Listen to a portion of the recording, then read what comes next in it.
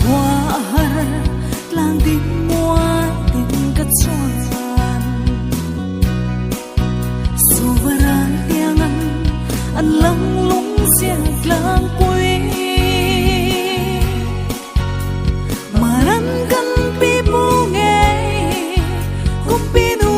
surgar nuayan imen rangai longkan tualan leng na khopui chu tuk lo rang dayan an chang kaphan lo ve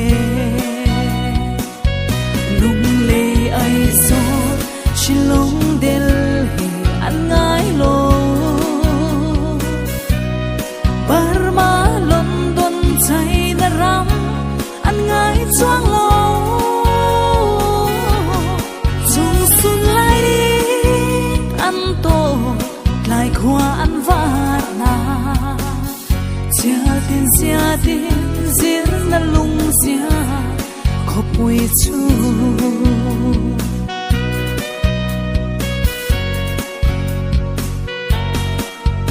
in ro reng la